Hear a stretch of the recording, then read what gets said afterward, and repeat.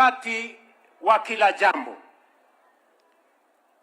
Mimi wakati tulienda kwenye uchaguzi tulijua na tulisema ya kwamba changamoto kubwa ya Kenya ni vijana wengi wamesoma, wamemaliza standard 8, form 4, wamemaliza college, wamemaliza university, lakini shida kubwa ni ajira na biashara ambayo haiko.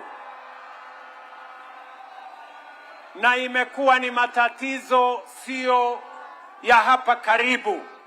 Haya ni matatizo ya jadi. Tumekuwa na serikali, tumekuwa na ingine. Lakini safari hii tulisema kwa vyovyote, juu chini, kulia, kushoto, mbele na nyuma, lazima tuwe na mpango maalum makusudi ya kuhakikisha kwamba tunawapanga vijana na ajira na kuwapanga na biashara. Yale tunafanya leo ni mambo ambayo yalikuwa yanazungumziwa, but today we are moving from talk to action. We are moving from promise to reality. Na ndio sababu hiyo mimi nasimama hapa Kisii leo mbele ya hawa vijana. Hapa tuko na vijana 8,820 ambao leo hapa watatoka na pesa zao. Kufikia leo kwa hii kazi ya Nyota, leo tunafikia vijana 1,103 ambao tutakuwa tumewapatia hii pesa ya Nyota, na tunaendelea. Jumatatu nitakuwa kule Kisumu. Baadaye wiki hii nitakuwa kule Kilifi na kule Mombasa. Alafu nitaenda Northern Kenya.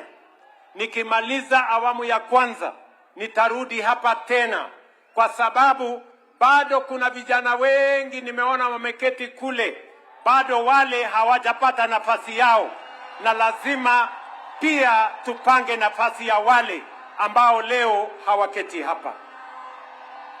Vijana hoye! Mimi nataka niwaeleze vijana ambao mlikuja kushuhudia wenzenu hapa, na nimeona mmekuja kwa wingi. Mimi nataka niwapatie hakikisho moja, na nyinyi sitawasahau. Nafasi yenu inakuja. So just be patient.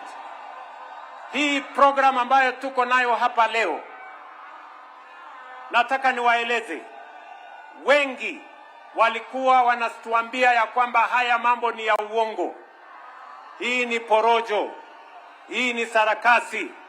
Lakini hawa wote tutawaaibisha, kwa sababu tutahakikisha kwamba yale tumesema tunayatekeleza.